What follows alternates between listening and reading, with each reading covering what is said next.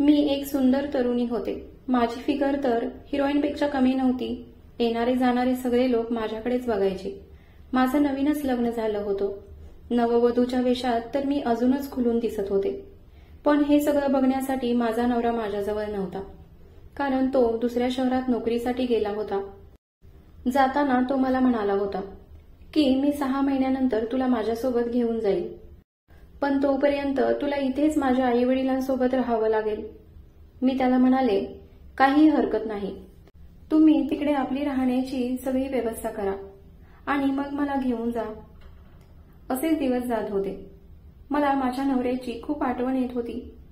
रात्रीची तर मला झोपच लागत नव्हती. माहीत नाही माझा नवरा माझ्याशिवाय तिकडे कशी रात्र काढत असेल. माझ्या घरात माझे सासू सासरे, दीर आणि मी असे आम्ही चौघे राहत होतो. माझा लहान दीर माझ्याच वयाचा होता, त्यामुळे तो जरा माझ्याकडे आकर्षित होत होता. पण मी त्याच्याकडे दुर्लक्ष करत होते, कारण ते त्याचं वयच होतं आणि मीही काही कमी नव्हते. असंच एक दिवस आम्ही सगळे टीव्हीवर सिरियल बघत बसलो होतो. तेवढ्यात टीव्हीवर एक रोमॅन्टिक सीन लागला आणि मला ते बघताना कसं तरी झालं. माझं अचानक लक्ष दीराकडे गेलं तर तो माझ्याकडे एकटक बघत होता. त्याची घाणेरडी नजर माझ्या शरीरावर फिरत होती. मग मी उठून माझ्या खोलीत गेले आणि मी माझ्या नवऱ्याला व्हिडिओ कॉल केला. माझा नवराही मला खूप मिस करत होता. आम्ही दोघांनी खूप साऱ्या गप्पा गोष्टी केल्या. मग माझा नवरा थोडा रोमॅन्टिक झाला. तो मला म्हणत होता, मी आता तुझ्याजवळ असतो तर तुला मिठीतून सोडलंच नसतं, तुझ्यावर रात्रभर प्रेम केलं असतं, पण माझं तेवढं नशीब कुठे. मी त्याला म्हणाले, मलाही तुमची खूप आठवण येते. तो मला म्हणाला, मी पुढच्याच महिन्यात तुला भेटायला येणार आहे. हे ऐकून मी खूप खुश झाले. तेवढ्यात मला आमच्या दाराचा आवाज आला, म्हणून मी दाराकडे बघितलं तर मला माझा दीर दारातून परत जाताना दिसला. बहुतेक तो आमच्या दोघांमधलं बोलणं चोरून ऐकत होता. मला आता हे दीराचं वागणं थोडं विचित्र वाटू लागलं होतं, पण मी कोणालाही सांगू शकत नव्हते, कारण सगळ्यांचा माझ्याबद्दलच गैरसमज झाला असता. एक दिवस मी माझ्या खोलीत गाणी ऐकत झोपले होते. तेवढ्यात माझा दीर अचानक माझ्या खोलीत आला. मी कानात हेडफोन्स घातल्यामुळे मला तो आतमध्ये आलेला समजलंच नाही. मी माझ्याच नादात होते. मी माझ्या अंगावर ओढणीही घेतली नव्हती. माझा ड्रेस थोडा वर झाला होता आणि माझी नाजूक गोरीपान कंबर उघडीच होती. मला कोणीतरी माझ्या मागे असल्याचा भास झाल्यामुळे मी मागे वळून बघितलं तर माझा दीर चक्क माझ्या उघड्या अंगाकडे डोळे फाडून फाडून बघत होता. मी ताडकन उठले आणि पटकन माझ्या अंगावर ओढणी घेतली आणि त्याला विचारलं, काय काम होतं भाऊजी माझ्याकडे. तेव्हा माझा दीर मला म्हणाला की मला एका प्रश्नाचं उत्तर येत नाही, प्लीज मला ते सोडवायला मदत कराल का. माझा दीर कॉलेजच्या शेवटच्या वर्षाला होता आणि माझं नुकतंच ग्रॅज्युएशन कंप्लीट झालं होतं, त्यामुळे अधूनमधून तो माझ्याकडे शंका विचारण्यासाठी येत होता. मग मी त्याला बसायला सांगितलं आणि त्याला त्या प्रश्नाचं उत्तर सोडवण्यासाठी मदत करू लागले. मी त्याला प्रश्नाचं उत्तर लिहून देत होते तेव्हा वाकल्यामुळे त्याला माझ्या ओढणीतूनही सगळं काही दिसत होतं. तसंही त्याची नजर दुर्बिणीपेक्षा काही कमी नव्हती. हे माझ्या लक्षात आल्यावर मी व्यवस्थित बसले आणि माझ्या अंगावर ओढणी घेतली आणि त्याला त्याच्या प्रश्नाचं उत्तर लिहून दिलं आणि कसं बसं मी त्याला माझ्या इथून घालवलं. काही दिवसातच माझा नवरा घरी आला. त्या दिवशी मला खूप आनंद झाला होता. माझा नवरा ही खूप आनंदात दिसत होता. लग्न झाल्यावर तो शहरात गेल्यापासून पहिल्यांदाच घरी आला होता. मग आम्ही दोघे बाहेर फिरायला गेलो.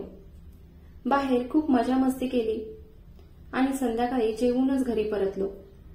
त्या रात्री माझी खूप दिवसापासूनची इच्छा पूर्ण होणार होती. आम्ही नवरा बायकोने एकमेकांवर भरभरून प्रेम केलं. आमच्या प्रेमात कसलीच कसर सोडली नाही. मग दुसऱ्या दिवशीही आम्ही मूव्ही बघायला गेलो आणि त्या दिवशीही आम्ही उशिराच घरी परतलो. सासू सासरेही आम्हाला काही बोलत नव्हते, कारण आम्ही खूप दिवसातून एकमेकांना भेटलो होतो. दुसऱ्या रात्री देखील आम्ही खूप प्रेम केलं. आता मी खूप थकले होते. पण माझ्या नवऱ्याच्या अंगात एवढं बळ कुठून आलं होतं काय माहीत. तो थांबायचं नावच घेत नव्हता. माझं शरीर घामाने पूर्ण ओलं झालं होतं.